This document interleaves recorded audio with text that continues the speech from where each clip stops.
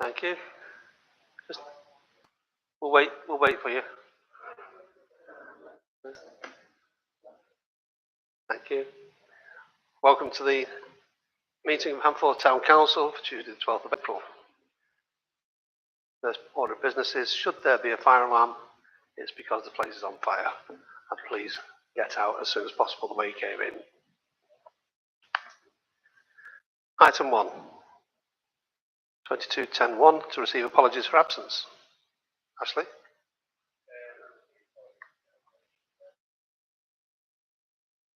Thank you. Second item, 22.10.2 to note declarations of interest and requests for dispensation to discuss and vote on a matter in which a member or co-opted member has a disclosable pecuniary or non-pecuniary interest. Do any members have any interests concerning the agenda items?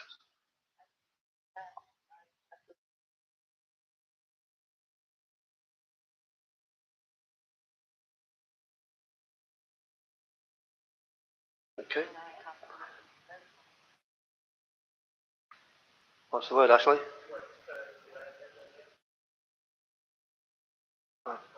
We'll grant a dispensation for that. Yes. Do we need to vote on the dispensation? Thank you. Can I have those in favour of allowing a dispensation? I was going to say that probably a similar thing applies to me, having children. So, dispensation for Councillor Millward, and I have a grandson there. Yes.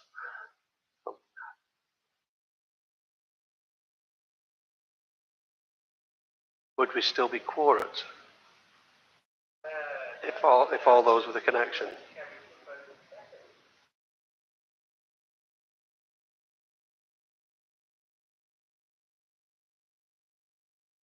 Okay. Okay. Yes. No. No, we can't vote. Not for the dispensation. No other interests apart from the. Oh, thank you. Open forum.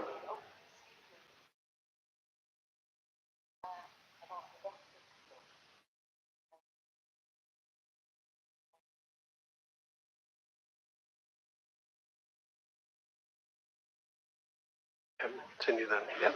Okay, thank you. Open forum. Comment and questions concerning items on the agenda may be put to the Council by the public during this period. Matters which, in the Chairman's view, require debate and or a discussion will be referred to the next committee or Council meeting as appropriate. Items not pertaining to the agenda may also be taken at this time at the Chairman's discretion. Public forum is restricted to 15 minutes and strictly 3 minutes per person unless the Chair allows otherwise. Can I ask members of the public if they have any issues they would like to bring forward? Mr. Moore?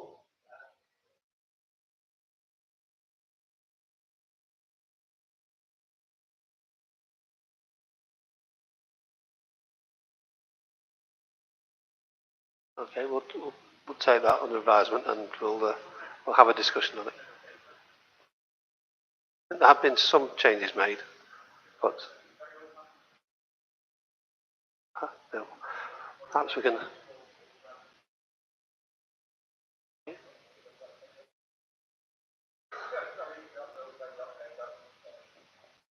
Yeah, we have to remember that it is a town council website. You get what you pay for, fortunately.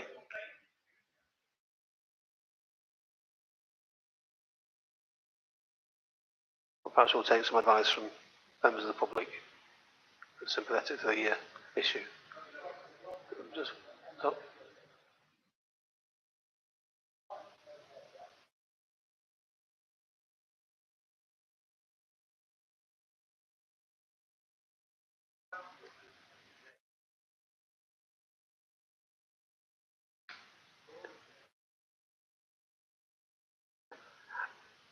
Understand, perhaps you can put your comments in writing and those individual parts that you think may need attention. Thank you.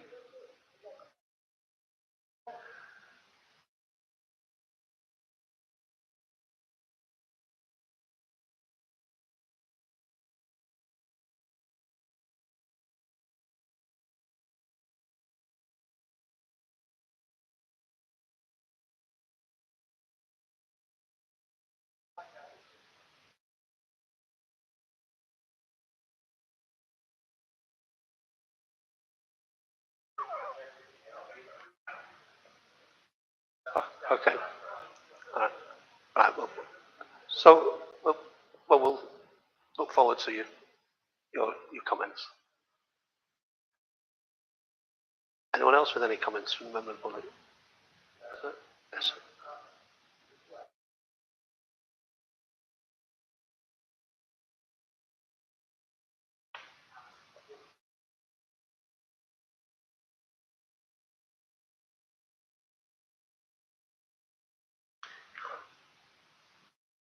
I will take notice of what you say. No problem. Anybody else? No? Going to wait lightly. Thank you. Item 22.10.4 to approve and sign the minutes of the Handforth Town Council meeting of the 8th of March 2022. Does anybody have any issues with anything within the minutes? No?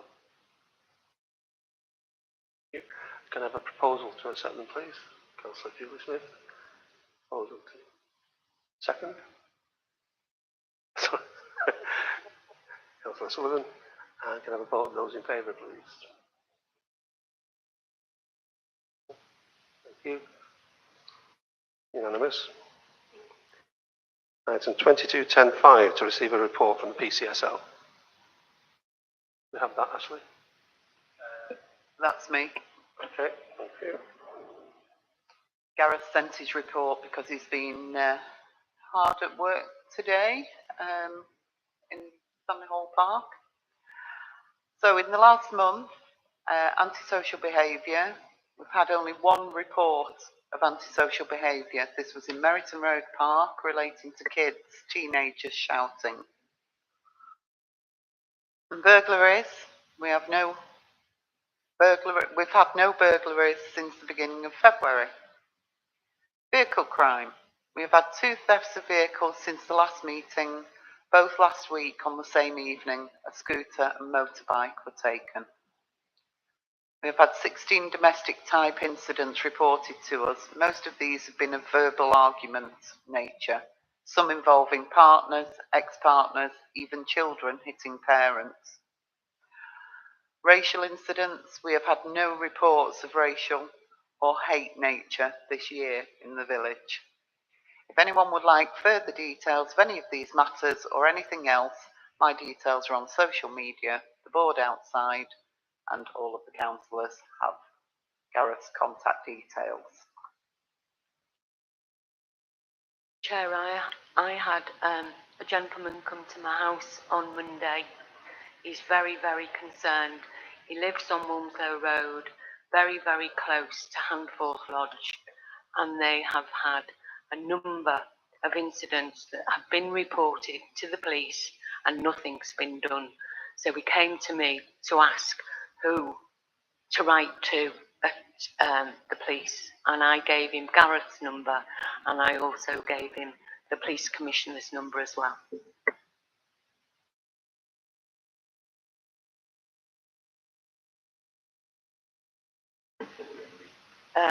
Overindulging with drink at 1 and 2 in the morning, shouting, fighting. They've had their cars tried. It was on CCTV, but the hoods were up. But they were seen going back into the car park at Handforth Lodge, and apparently they have reported it to the police, but I told him to go away and re-report it. And I think my husband was going to speak with the PCSO.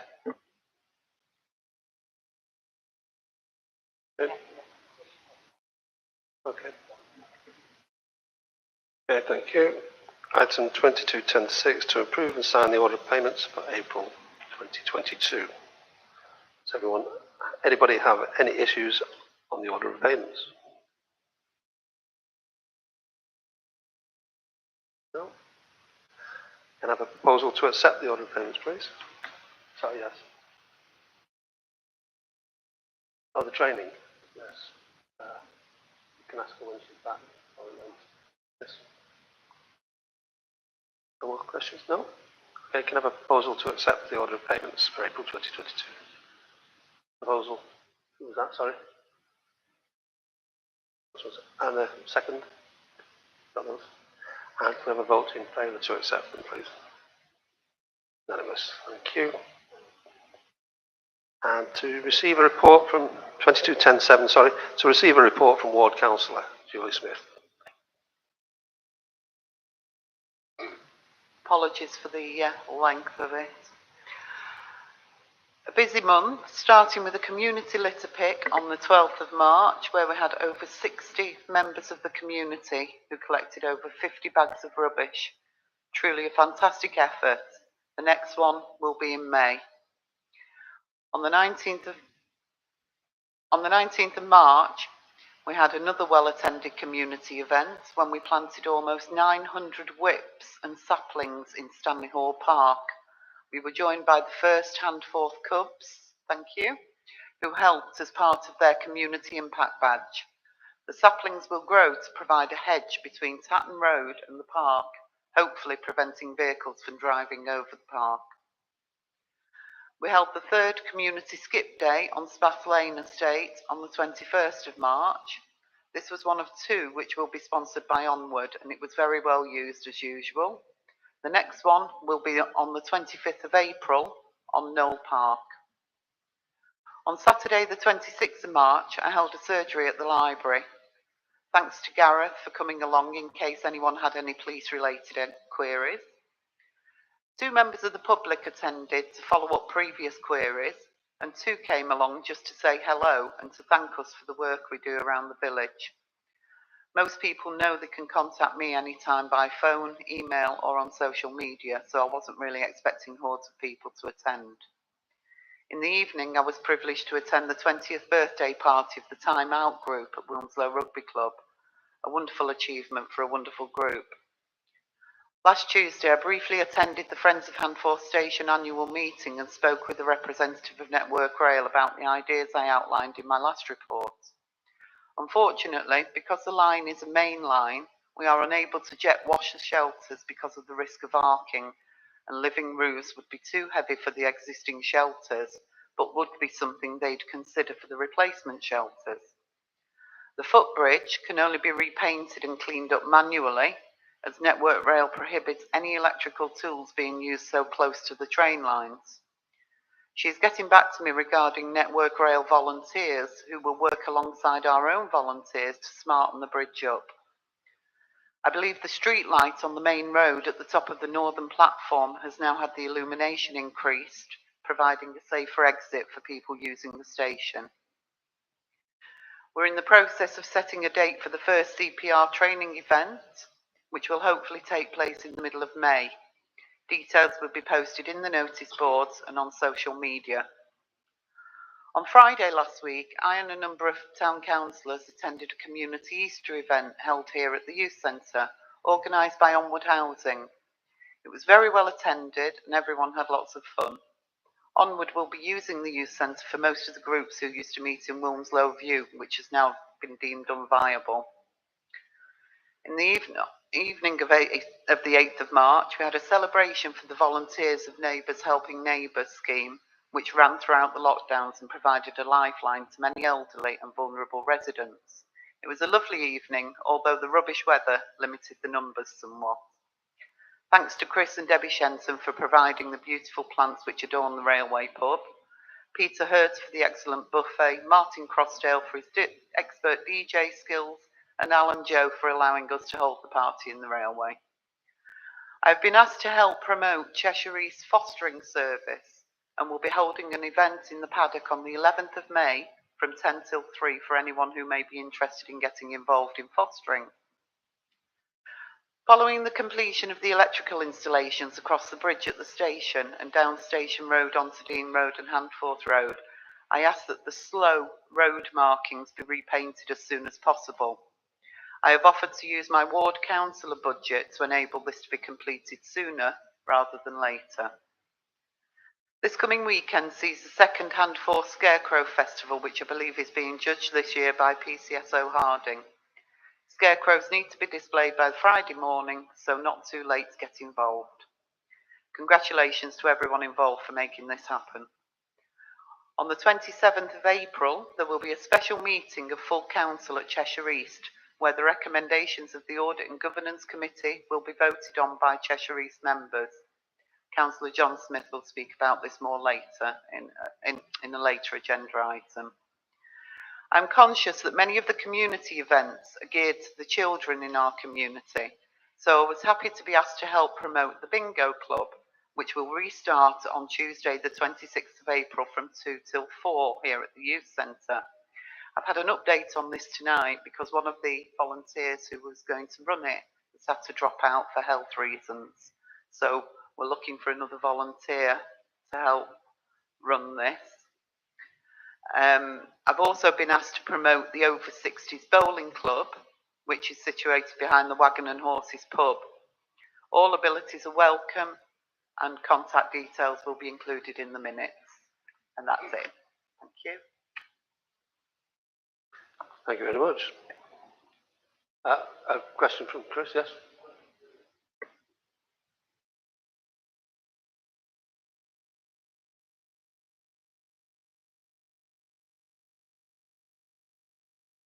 Sorry, I just wanted to make a quick point that I find Councillor Julie Smith's report really, really informative.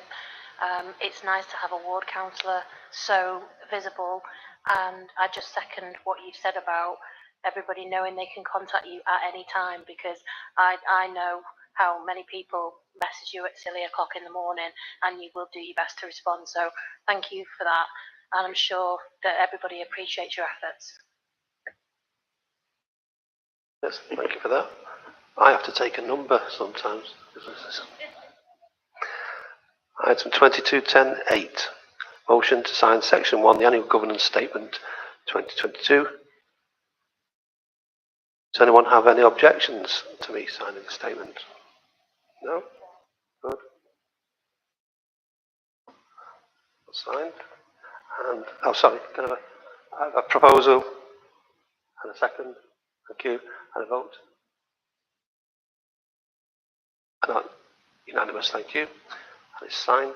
And next item, 22.10.9, to sign Section 2, the accounting statements of the year end 31st of March. Can I have a proposal? Will you accept that? And a second? Thank you. And a vote in favour? Unanimous. Thank you. Well signed. Thank you. Item 22.10.10, to receive a report from myself regarding the recent Cheshire East Community Governance Review. Sorry to say, there isn't a short way of doing this, really. What I will be doing is I'll be taking comments from the final recommendations assessment report, the final appendix, for the governance overview produced by Cheshire East. Some of the comments were that, bear with me, disappeared, not to worry. Feedback from the consultation stage.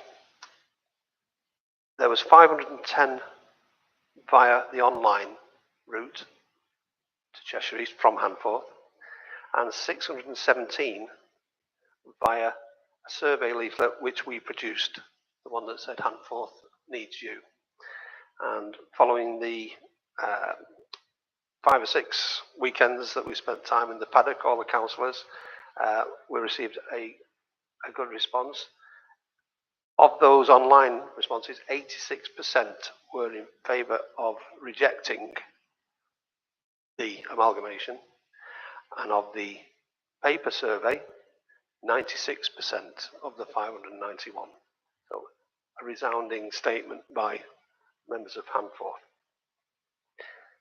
Some of the points that they made, and I'll pick out these items, a view that was commonly expressed that Handforth sorts its own problems out, and that the town council is performing very well and is well regarded locally, in contrast to its image a year or so before, with local councillors working hard and being accessible. The right for Handforth to manage the impact of its major housing and retail developments on its community, and the funding arising from these, for example, community infrastructure levy monies, and the lack of any financial benefit or cost centre savings from the reduction in Handforth seats, as councillors are unpaid volunteers. A small number of those supporting a merger listed complaints relating to the conduct of council business and resources, but as implied above, the vast majority of comments on the council's performance were positive. Regarding Wimslow's views, there were 198 responses from Wimslow, and of these 88% disagreed with the proposal to merge. And Chorley, there were 75 responses from Chorley, and of these 99% disagreed with the recommendations. Feedback from the consultation stage. Handforth Town Council opposed the draft recommendations merger proposal, referring to Handforth's distinct identity and its independence from Wimslow following the 2009 local petition. This submission also presented a range of evidence to highlight Handforth Town Council's viability and effectiveness, statistics on major recent and forthcoming housing developments, which demonstrate both its population growth and the difference between its challenges and those of Wimslow and Chorley. Activities, service and achievements ranging from the organisation of events like Christmas markets, to CCTV provision, to CPR training, to part funding various local community groups. And the long-term track record in securing a high number of nominations at election times and getting casual vacancies filled without difficulty. In addition, it highlighted some other problems that a merger would present: a greatly increased workload for the remaining clerk, a more distant, less accessible parish council office for Handforth residents, that's if meetings were moved to Wimslow, and a sharp reduction in representation, 4 seats instead of the current 7, and the loss of influence over the use of income from the community infrastructure levy. Feedback from the consultation stage from the borough ward members. 2 councillors stressed that Handforth's distinct community identity and independence. And feedback from the consultation stage on the local community identity. Extensive evidence provided by Handforth residents of their distinct identity and need for separate representation. Would point out that a lot of the manual responses that we had from members of the Handforth residents made comments, and these were noted. The Garden Village and other large developments also present in Handforth with very different challenges and priorities to those of Wimslow and Chorley. Wimslow Town Council itself cites a separate identity.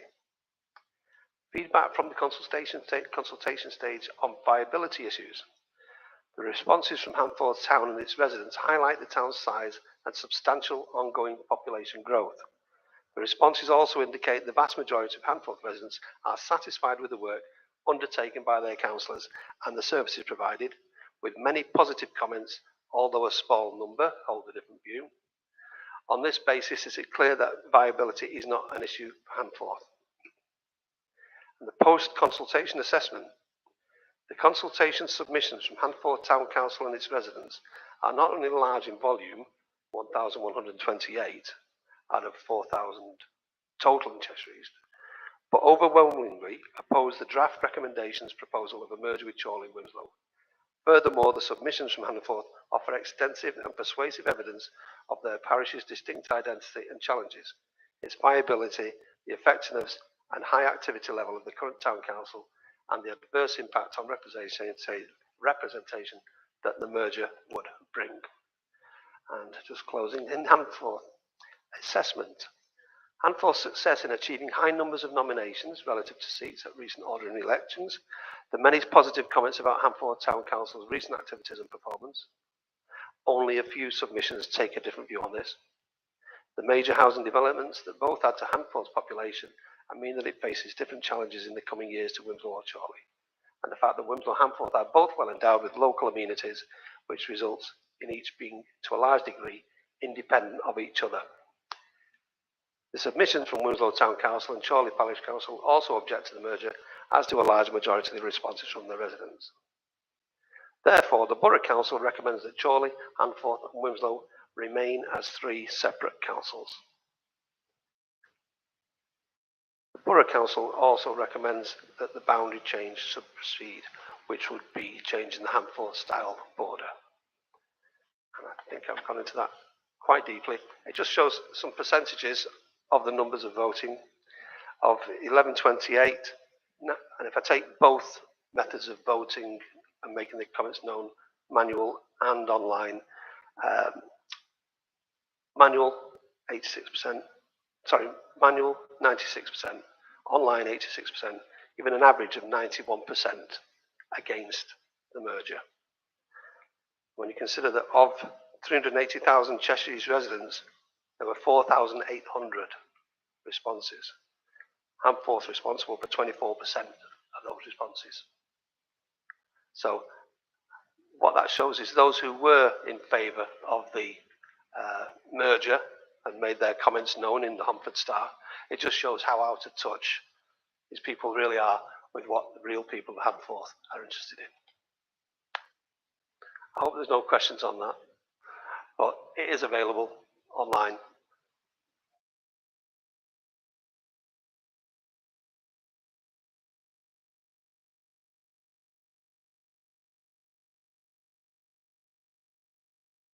Exactly.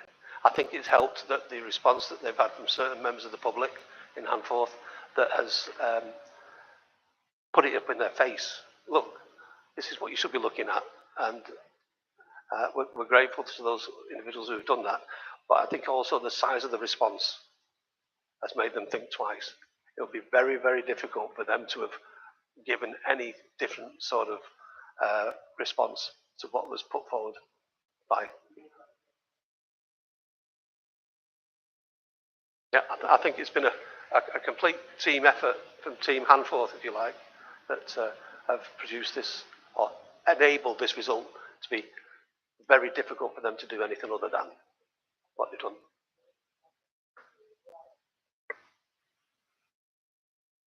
From the evidence.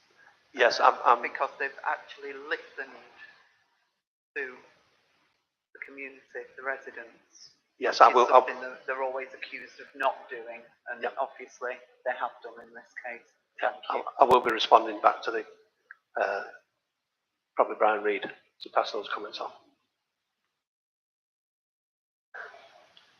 Thank you. Now, to receive a report again from myself regarding the publication of the recent barrister's report and the Code of Conduct investigations into historical councillor conduct breaches at HTC. Excuse me a second.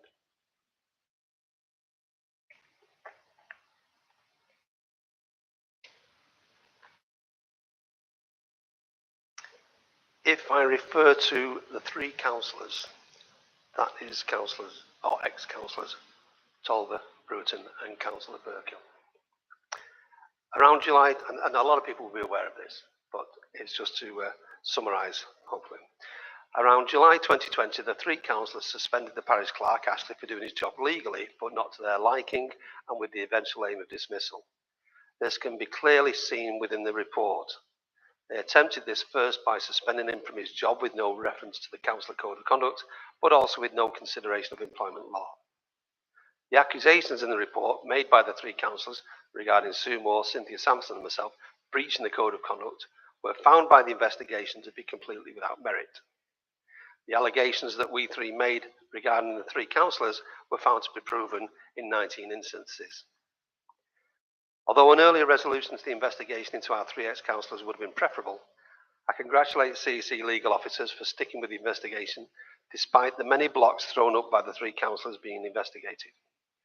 These delaying tactics have been identified by the Cheshire's monitoring officer as a significant contributory reason for the external legal cost to Cheshire's council being £85,000, obviously a bill for Cheshire's council taxpayers. I'm also grateful to the barrister who listened to our statements, conducted the investigation and produced the report, despite also having to contend with the tactics mentioned above. These are also clearly identifiable within the report. And as we all know, we the councillors made sure that Ashley was reinstated. Ashley's complaint against A. Brewerton was found to be proven relating to leadership, respect for others and bullying. Ashley's actions and the fact that Cheshire East held an election underlines the fact that a vacancy did exist, as Ashley reported. It's worth noting that the councillor who self-disqualified did not make any representation to Cheshire East regarding their position, despite the email from Brian Tover referring to, and this is not verbatim, drafting a letter of complaint about the clerk and getting Aled to ask the councillor to sign it.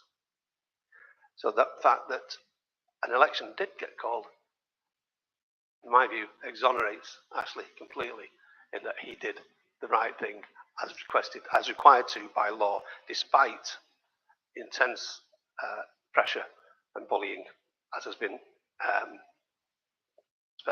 stated there. Now I'd just like to refer to some interesting points in the report, particularly in the investigation that was into Ashley's complaints about bullying. The way that the report was investigated, all interested parties were interviewed by the investigative barrister, and they produced a draft version of the report. That draft version was then sent to all interested parties for comments to anything that was perhaps wrong or in error in the statements that we've made. And it's said here, no comment was received from the complainant, save for one editorial amendment. I think an initial was wrong in one of the descriptions. There are some parts of this investigation that names have been redacted. I can't and I won't state the names of anyone who's not a member or was a member of the council, so you might have to make your own judgment on who that might be. And these are comments on the draft from the barrister. 9.3. Shortly after service of the reports upon the parties, the investigator received a voicemail message on his mobile telephone from whoever at 19:15 on the 12th of May. The message stated, "Mr. Robinson, this is speaking. We've had conversations before, right? We made agreements, if you remember, but perhaps you have a short memory. You will phone me in the next half hour on this number. I repeat, you will phone me in the next half hour. If you do not, I shall see the police and all other people involved. Thank you." 9.4. 2 minutes later, at 19:17, the investigator received a voicemail message on his mobile telephone from Aled Brewerton. The message stated, "Good evening, Mr. Robinson, it's Mr. Brewerton. I read your reports and I don't agree with them. I'll be altering your reports to correct your errors. Also, I've forwarded them to my solicitor. I'm now commencing legal proceedings against all parties involved in this due to the erroneous, prejudiced and discriminatory fashion in which this investigation has been undertaken. This has ignored clear evidence that backs myself and my two colleagues. This is not going to stand. Nothing will be published. I ain't going to discuss it anymore. My solicitor will be in touch. Goodbye." At 19:49, the investigator received a further voicemail message from whoever, using the number that Aled Brewerton had used. The message stated, "This is it a day off? I did ask you to give me a phone call in the next half hour. Hope you do. Remember we had a long conversation. Somehow says that this is not being understood by you. I expect you to phone me quick." At 9.6, the investigator did not return any of the calls. It is worthy of note the investigator has never held a conversation of any sort with whoever, despite his suggestions in the voicemail messages to the contrary. The only contact between the investigator and was, as referenced in the report, a request by email from the investigator to asking him to cease intercepting confidential emails to Aled Brewerton and further to cease his attempts to involve himself in a confidential standards investigation. It is our view that the tone and content of these voicemails to the investigator was entirely inappropriate, recordings of which can be made available upon request. I would point out that if I had instructed my solicitor on the 12th of May to take action in this, I'd hoped that it had taken place by now, which is coming up for nearly a year. It's obviously working very hard, and it's just, I thought it was interesting that in page 192 of the report, which references me, Mr. Alan Brewerton discusses my psychosis-riddled state of mind, which I had to look it up. I had to look up what psychosis actually means. And it is, and this might ring a few bells with some people, psychosis is a severe mental disorder in which thought and emotions are so impaired that contact is lost with external reality. I'm sure I know someone that might fit that description. That's all I have for you from the, has it gone? Minutes, sorry. From the report on the, sorry. Just one moment, Roger. I'd just like to say that it was quite a year that we all had to endure, including our partners and husbands who supported us greatly with it all the way through. But the one person that kept his counsel and acted in the most professional manner was Ashley. Thank you. I think everybody's aware of that. Roger?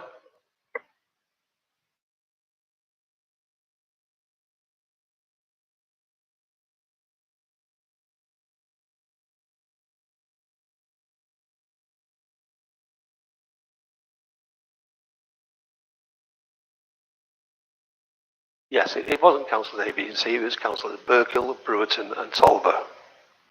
That information was gained by a journalist from the Mail on Sunday, I think it was, doing a freedom of information request to the clerk. So that's perfectly open and as part of the public domain. And we are still awaiting to hear a response. I'm correct on this, Ashley. We've still not had any further response from Avonshaw yet to our latest legal response. But yes, that's something else to add to the 85,000 and the 10,000 and the extra cost of the elections that could have been less if they'd done it properly, and the, as you say, 8,000 from Avonshaw. Thank you for that. Okay, now item 221012 and 221015 are motions proposed by Councillor Nisa. Standing orders dictate that unless the proposer of the motion is in the meeting, then it will not be discussed. Okay, so that's 221012. No, we're just not. We will leave it for the. Well, there isn't the councillor who wanted to. Okay, yes, I don't mind that.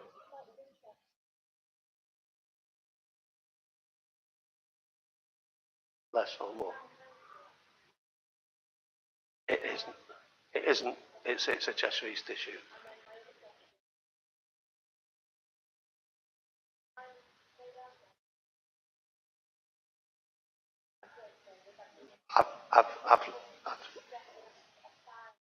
Yes.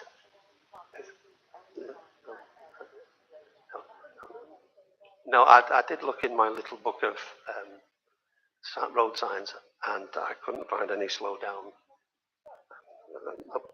Not a problem. Okay. Street light, yeah, it is Cheshire East that would be responsible for the street. Yeah, for street lights, but only on Cheshire East land. That isn't Cheshire East land. That land belongs to Network Rail. So No. no, There's already lights there. This is on the road coming from the station down to the footbridge, adjacent to Gwynedd Morley. So yes, but even if there wasn't lights there, It's not land that Cheshire East can put lights on.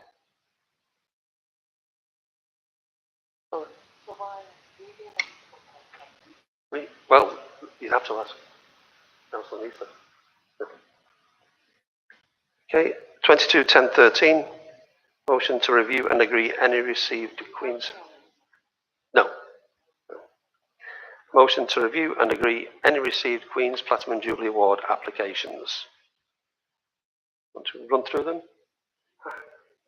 Yes. So for Handforth Scouts, can we need a proposal or just vote? Can I have a proposal to accept, let me just say, can I have one proposal to, yeah, we'll do it individually, to accept the Handforth Scouts proposal? Yes. Can we have a vote in favour? Unanimous, thank you.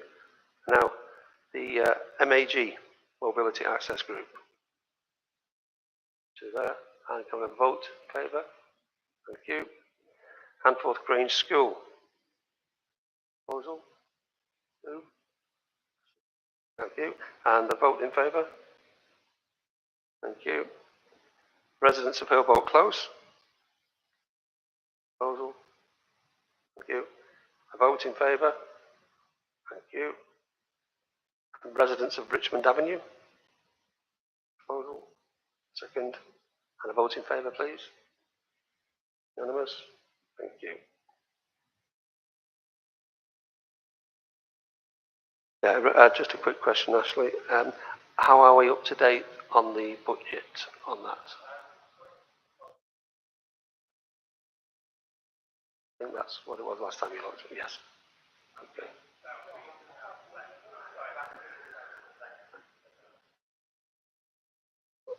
When will the checks be going out, Ashley? Sorry, Sam, you go ahead. Sorry, including the 2,500 that we've just approved.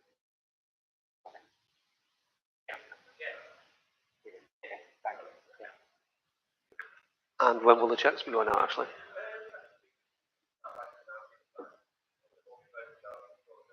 Okay. Okay, thank you. You don't need any more motions on or agreements on that now. That's all done completely. Thank you. Okay. 22/10/14, motion to agree an extension to the Christmas lighting scheme through the current contractor, enabling the Town Council to fully decorate the centre of the village with hanging icicle lights. The first year cost for this will be initial 4,559 for securing new power supplies. Subsequent year's cost will be an additional 3,599 to the existing scheme. Anyone have any comments?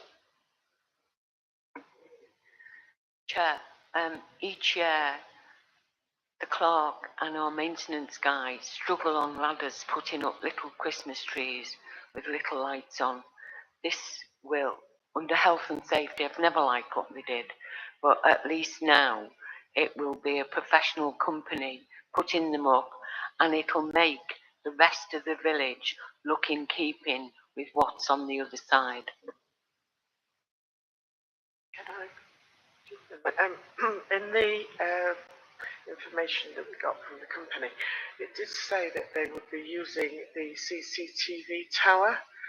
Could I ask that when this is being done, it's overseen by somebody from, make sure that the CCTV isn't compromised? Thank you. Just ask a question about the energy consumption of the lights. Are the lights provided through this supplier reasonably efficient? Sorry, you might have said that.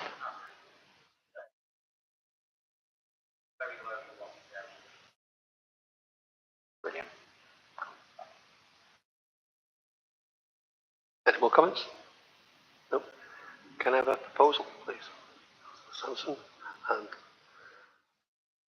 Councillor Sullivan, thank you. And can I have a vote in favour? Unanimous. Thank you. Item 22/10/15.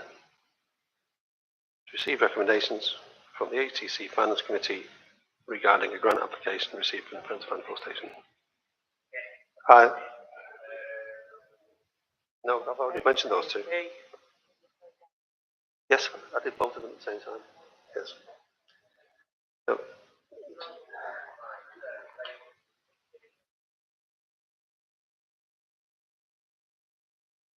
We'll let you sort that out. Motion to receive recommendation from the HTC Finance Committee, motion 15B,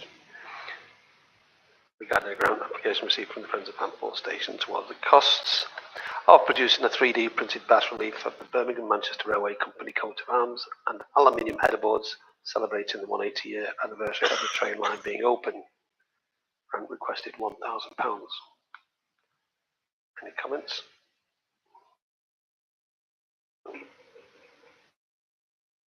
I'd just like to comment, as Chair of Finance, I did have opportunity to speak to Dr. Small. However, he couldn't answer all the questions because the Treasurer wasn't in at the meeting. However, I understand the Treasurer is now here. So what I'd really like to know is the front of the station, as I described to the Secretary last year, still looks unkept and miserable, and yet you want to spend money on the platforms. There's 2 waiting rooms that you wouldn't even put a dog in, they're that horrible. Although I have since learned that they're going to be knocked down, but you can't tell me when. The stairs are dangerous, especially when it's icy. It's the total of the front is unkept, and I think money would be better spent looking at improving the front of the station. Thank you. I think Councillor Moore had a question for the... Yes, my query was that there was a considerable amount of money in the bank account. Whilst I wouldn't object to a grant from the council, I would prefer to see the grant split 50-50, so that there's £500 came from the council and £500 from the bank account. Because looking at your bank statement, it started off at 7,100 or something, and ended up at 6,300 or something. So you're looking between £700 and £800 expenses during the year. You have a considerable amount of money left in there. I would like, unless it's committed to other things, and this was the question, I would like to have seen either a fundraising event or you to actually use some of those funds towards this grant, to halve the grant application. So that was my question really, the money. Thank you.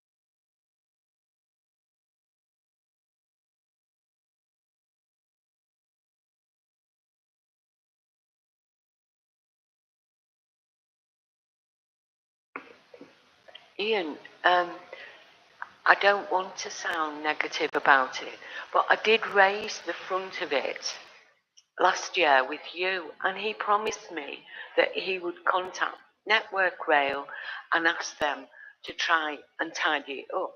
Now, you say there's areas that you can't touch, but they're allowing you to put all sorts of signs up, all sorts of artistry. Now, I went to Cheadle station, they've got a lift. It's perfect, it's lovely, but it's not overawed by posters and artwork or anything. It is a lift. And I just think, yes, I agree you should celebrate 186 years, but 180 years, but get the kids to do posters. You don't have to go to that detail. 3D. I know somebody with a 3D printer. Maybe they can help you. But I just think to spend all this money on a plaque, I just think when you look at the front of the station, I met with 3 passengers, and I'll speak to you after about what they said, because it doesn't enhance anybody in Handful when you go down those stairs or you come up to them. If you go to the ticket office, it's just abysmal.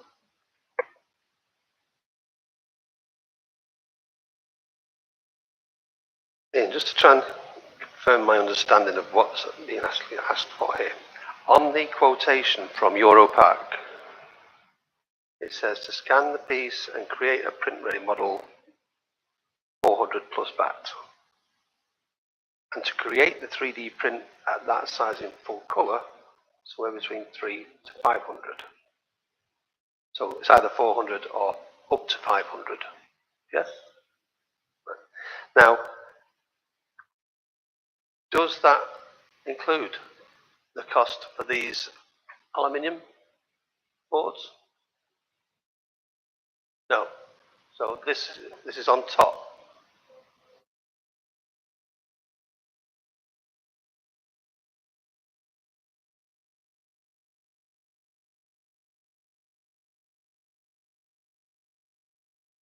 Colour.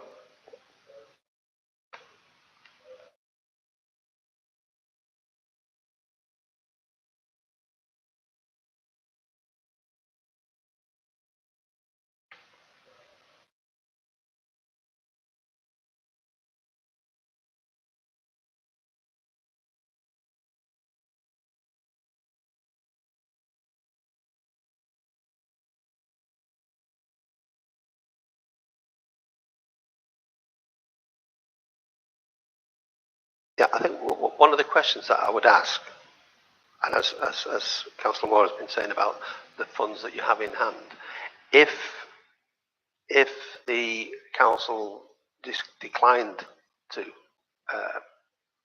agree this grant, would the Friends of the Station still go ahead and buy it?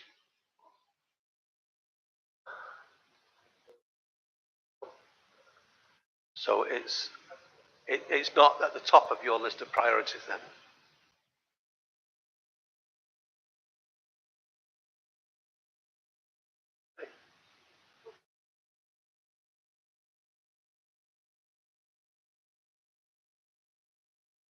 Um,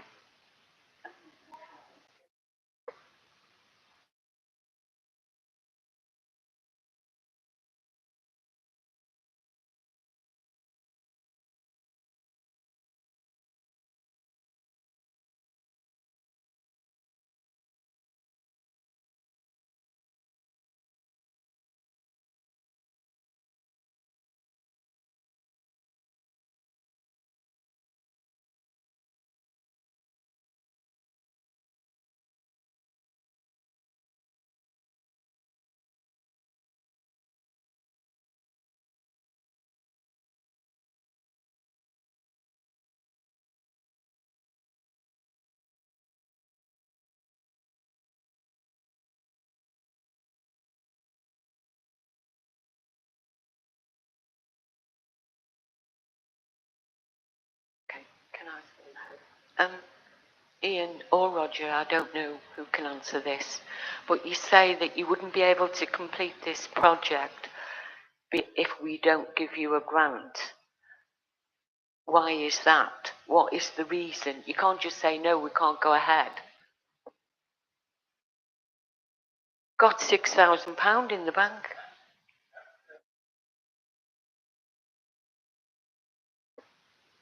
Of course I know, but you haven't told us what you've ring-fenced that money for.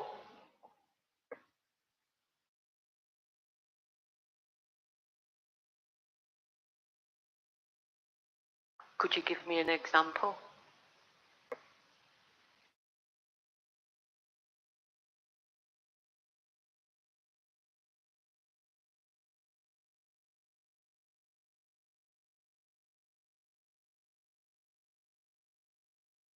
So, Ian, really, that is just cosmetic, isn't it?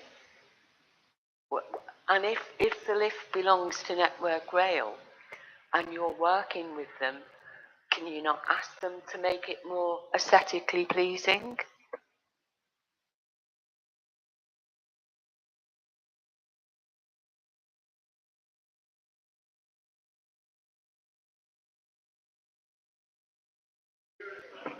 But,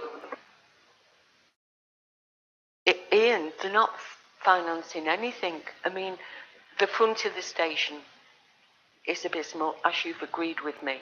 I've looked at the lift at Cheadle Hulme. They haven't adorned it with all sorts of artwork. It's functional, it's clean, and it's operational. Why can't you have that type of lift? Why has it got to be enhanced with stainless steel? Who agreed to that?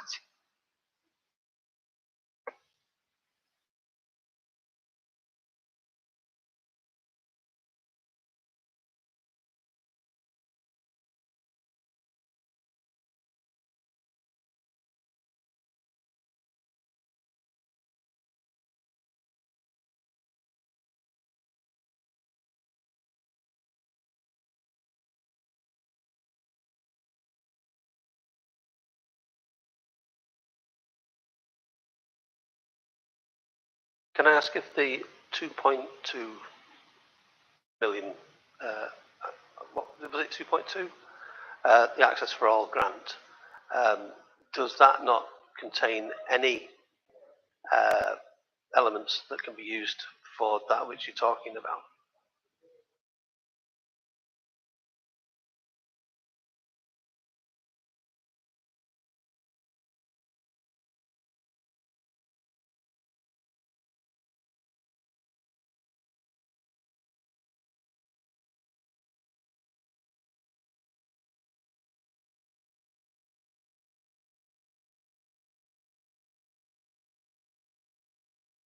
Because how would they come up with 2 point whatever it is million if they hadn't looked at what's included?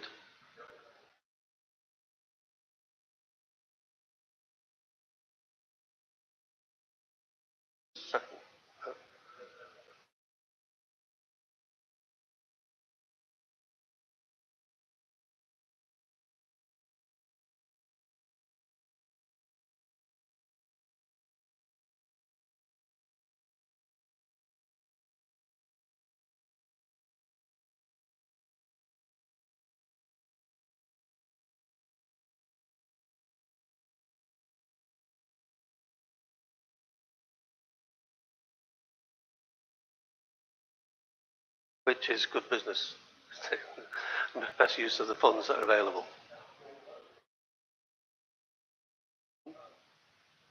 Let's hope we don't just get one lift. Given that there's a number of queries that the council has on this, as we said, if £1,000 had to be spent only on this and nothing else, you'd be looking at where can we spend it more usefully, perhaps. Yeah. Can I suggest that we have a rethink? Perhaps discussion about if there is an easier way of producing what you're looking at producing, cheaper, people who have got 3D technology and capable of doing that, if that's possible, and whether or not the cost can be reflected in what's required of a grant. I accept that you're saying that it's in May, is it? 10th of May, on the anniversary day, which, I know, Councillor Sampson's just asking if there's no lift, where's it going to go? which I think is a very good focused question. Well,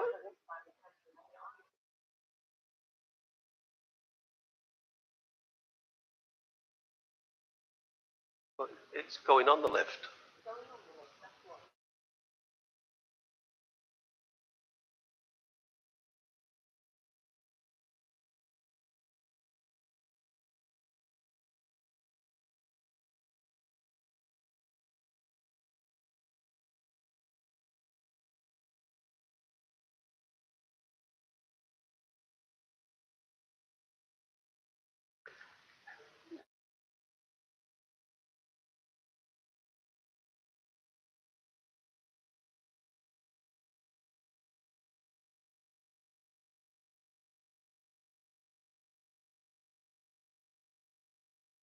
Okay, sorry, go on.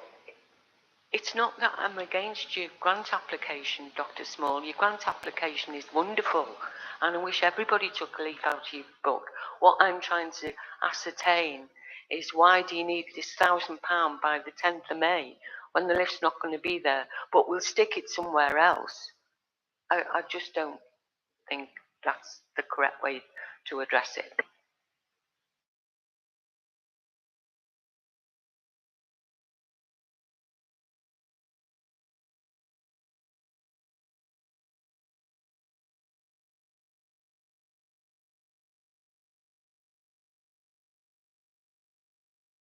Well, could I request then if we can get details of the costs of those aluminium boards that you're talking about?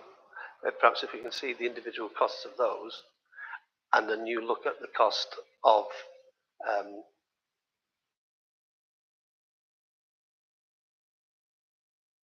there's 5 or 6 of those, yes? Yeah. So perhaps if we can just have a relook at the numbers for that, because that was going to be incorporated with the actual grant, wasn't it?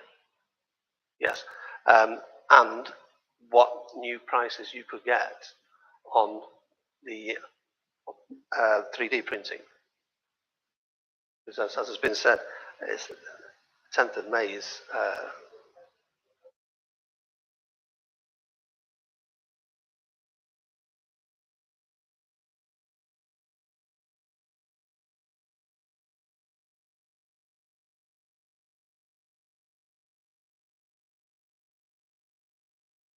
but we don't have the individual cost of the banners, do we? The aluminium containing boards.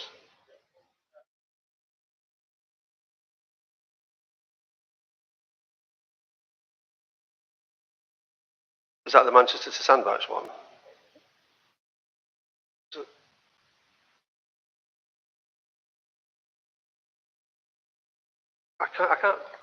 I've honestly looked and I can find the quotation from Europack, but I may be looking at it and I can't see it. But It sounds like we're looking at potentially making a grant of £200 or a portion of the posters then, or the banners at this stage.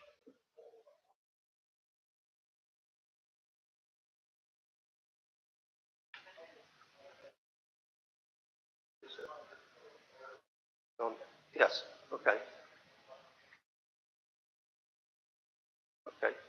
So can we defer this then and get those new costs from you, please, Roger, to Ashley? And if you can set off your investigation into the alternatives for the to the £600 3D printing costs. Can I suggest that maybe the Jubilee celebration could be used as a fundraiser as well within the community if you're involved in the schools and everything? Have a raffle, raise some money that way.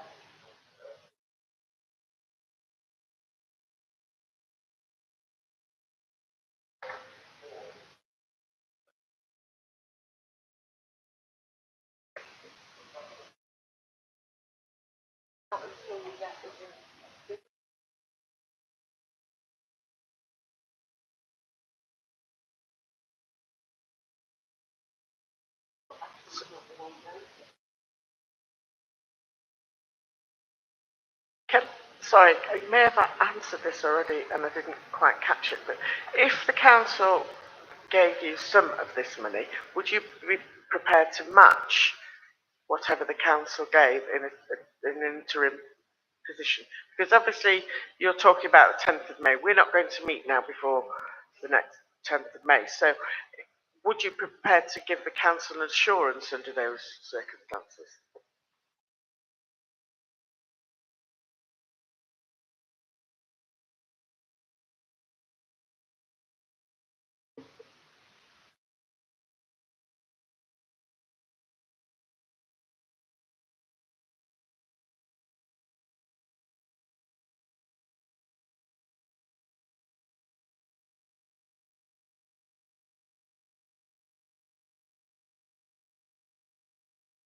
Sorry, gents.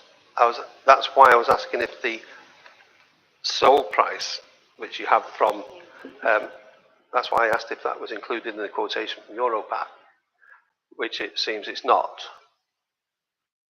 But there is a plan to get the 5 rectangular and a banner one, 5 at £42.50.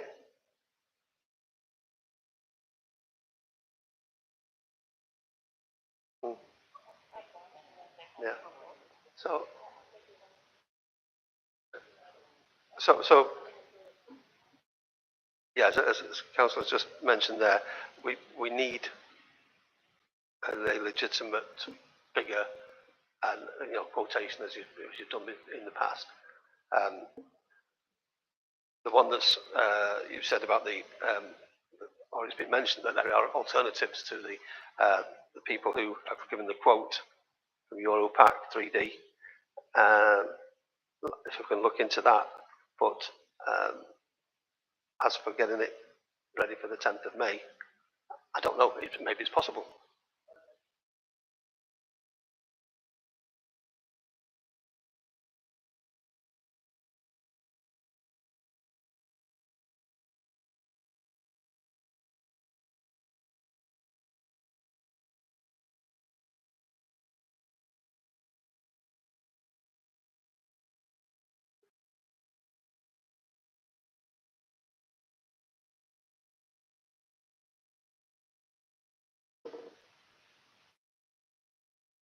The banner is how much?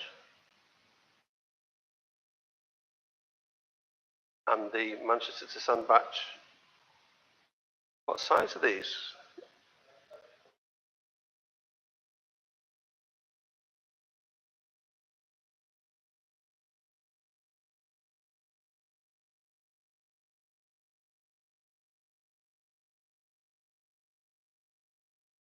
$95 and 60, and 5 at 42. 200.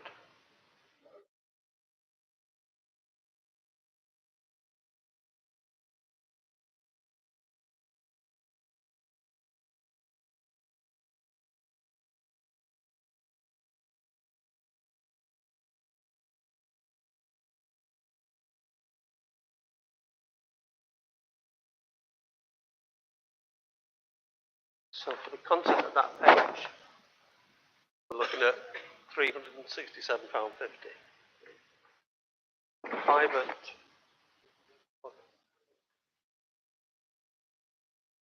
as well as these. And how much are they?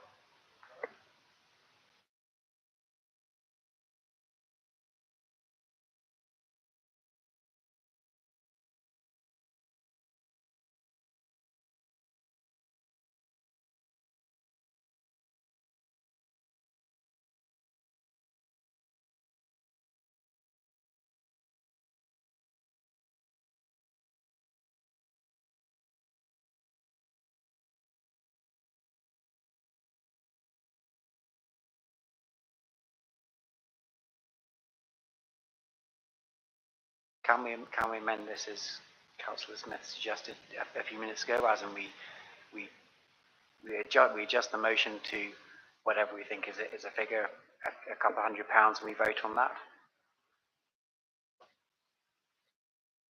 The printed I'd be happy to vote on that. aluminium.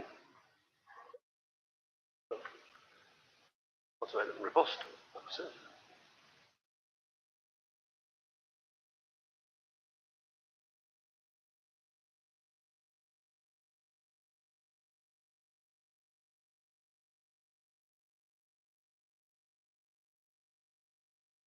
Yeah, they're £42.50 each.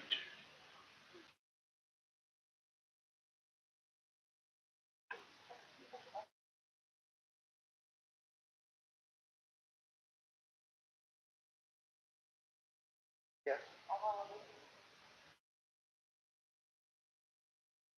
Oh, powder, isn't it?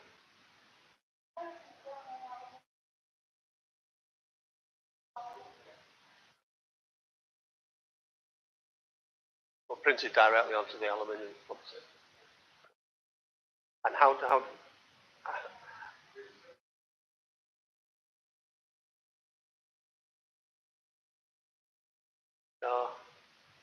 A3, A2, A1.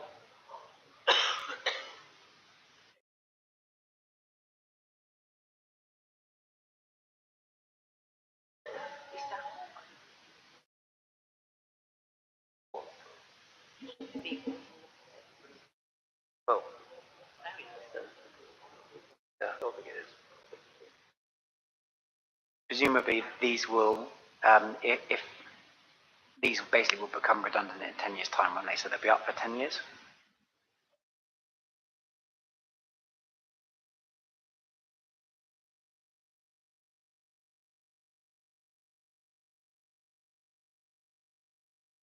So how long do you expect them to last? What's their life going to be?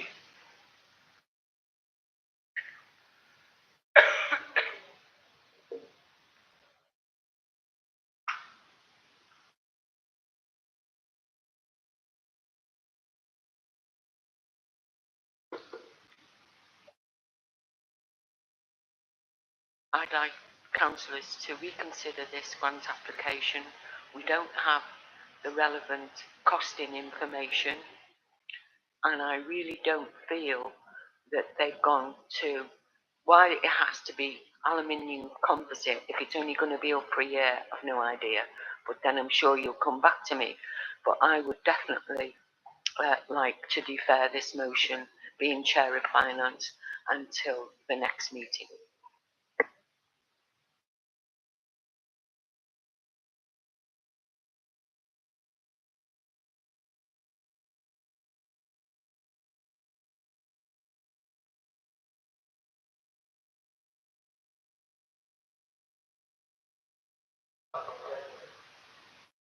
Will you be looking at the alternatives that we mentioned? If there is an alternative way of printing this 3D printer,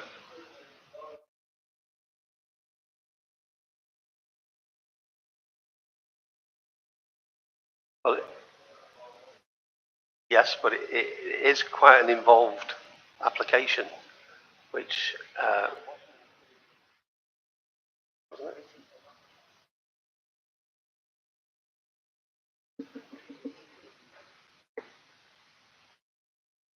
Should we vote on some? We either need to vote on postponing it, or we need to vote on an amended motion. I think, don't we? That's where we're gradually getting to. Is either a smaller grant or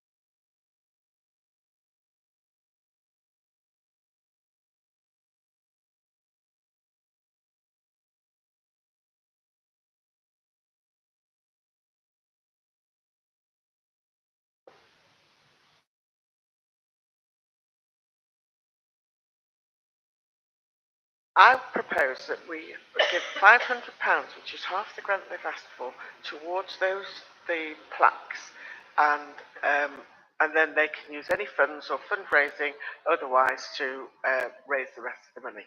That's my proposal. If anyone would like to second it.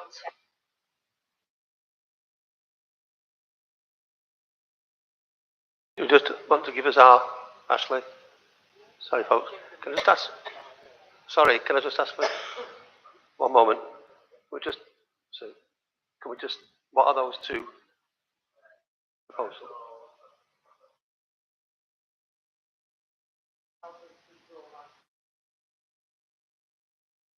£500, that's the proposal.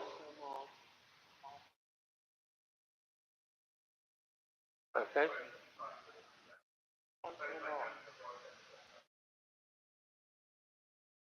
One vote, please. Anyone against? Thank you.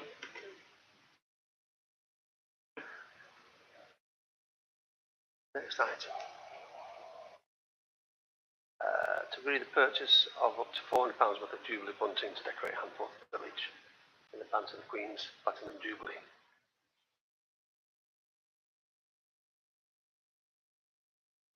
Ashley?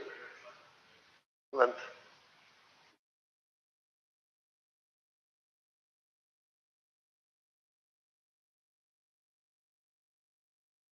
For the centre. Yes.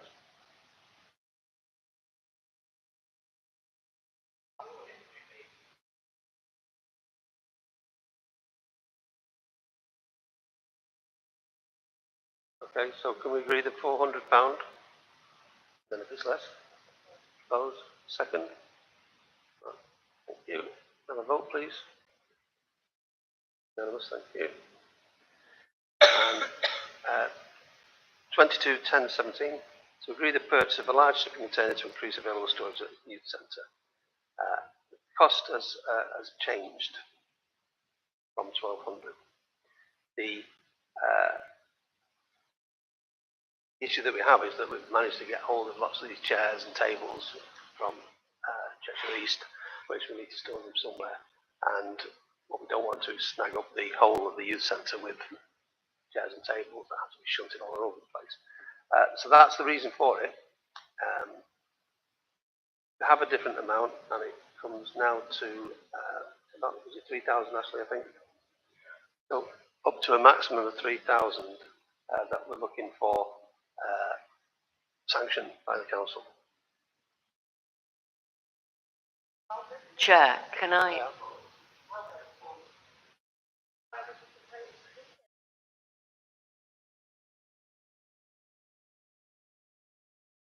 May I make a comment, please?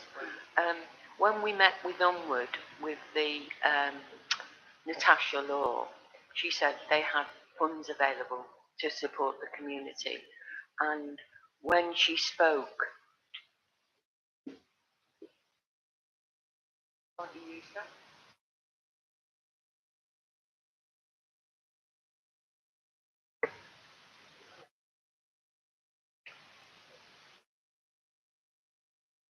In addition to the floodlights, she told the people who wanted to have some storage here, she said they would sort it out. And I said that you were looking at getting some sort of container. And she hasn't come back to say no.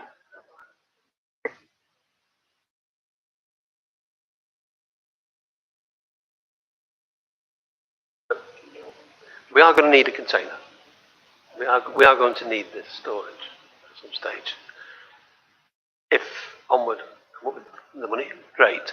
But at the moment, if we can give Ashley sanction that to a maximum of 3,000 should we need to spend it, not just because it's there, but because it's the only option that we have.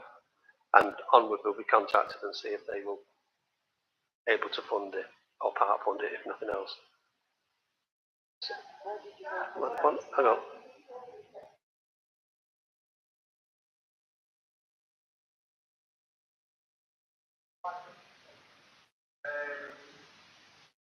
Well, if it's looking at doing events in the future, have we?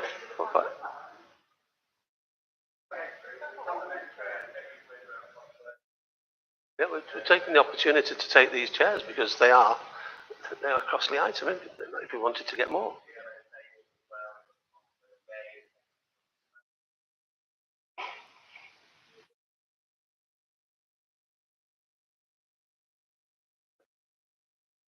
So no, it won't get down. You can make it, they are watertight. They come over the water and the seas.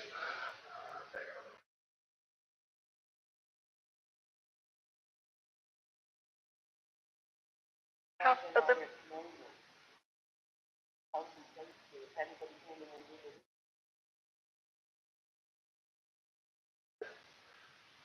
These chairs, we've got them. So there was an opportunity for these chairs to be taken on by the town council, and we've taken them in. They are there and available for the town council to use, whether it be an outdoor event or an indoor event, they're available. So we need somewhere to store. Yes, very possibly. Very possibly, yeah. But we've got facilities there for if there should be events around the village that need these, and we've got them there available, the tables and the chairs. it's a huge amount of money. Have we looked around the building and have we got ideas about any other ways we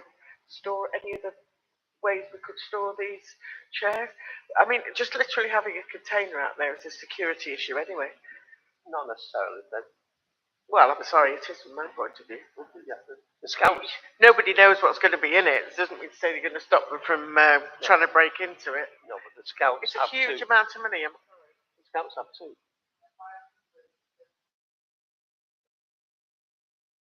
How much do you think containers should cost? Do we need a vote? Yes. Yes.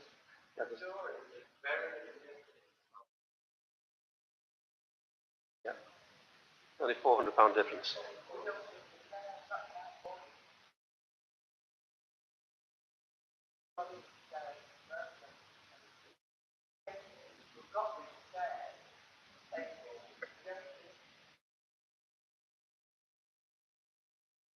Well, it's not just the chairs, it's any other storage that the town council might need to store. It's, yes. How much space is there in it? Yeah. Yeah.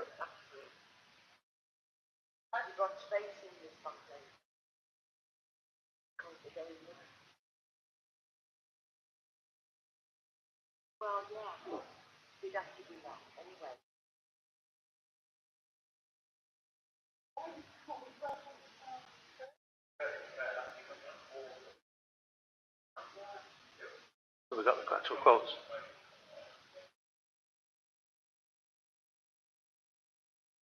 The new ones are pretty expensive.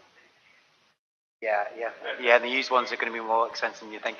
On the security side of things, personally, I would think that was more secure than the actual building itself. The containers are pretty solid. It's personal.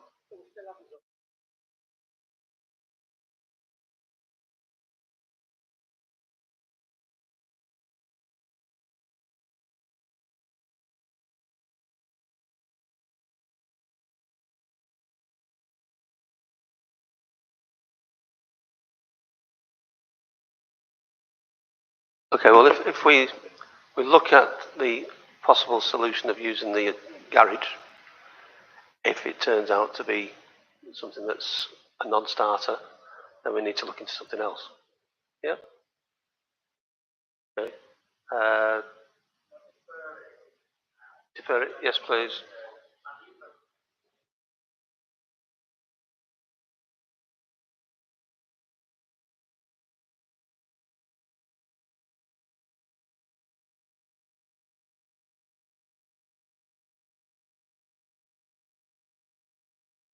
Okay, so 22/10/17, can I have a proposal to defer? And second. Thank you. And the vote, please. Unanimous. Thank you. 22/10/18, motion to agree to support the breakfast club at the Grange School for HTC to support disadvantaged children. Staffing will be paid for by the school, however, they are looking at funding for the food, approximately £15 per week in term time only. Cost £585 per year. Want to say anything about that? The deputy head sent you all a report to say why they needed it. Apparently, they have a problem with attendance, and it's mostly the pupils on pupil premium. And some of them come into school, they haven't had a breakfast, they're tired. Although they get a lunchtime meal, what they're hoping to do is use the minibus, pick these children up earlier, give them a breakfast of just toast and a hot drink, and then they're in school.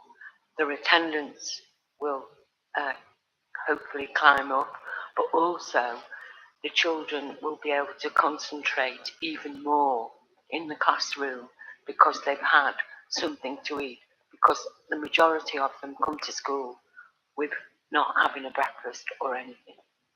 I think this is a brilliant initiative. What I would want to ask is there an equivalent for St Benedict's as well? Or is this something that's the Grange have just approached? I did ask St Benedict's, the head teacher said they already organise a breakfast club, but for all pupils, and it's funded by, yes. Okay, so we're not expecting any equivalent kind of proposal from If we were, Sam, I'd look on it as favourably as this, because I don't want to see any child come to school hungry. Yeah, agreed. Yeah.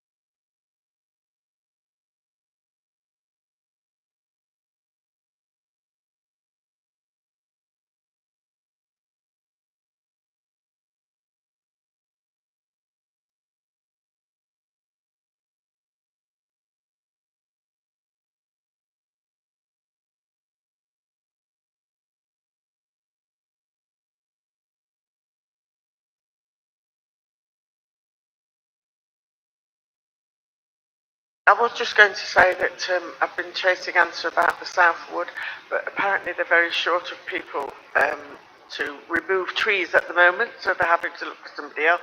And there are masses of trees down in the Southwood after the storms we've had. And also that the investigation, the BMW site has encroached onto the wood, and that has been brought to the attention and is now being investigated. And hopefully they'll have to do some restoration.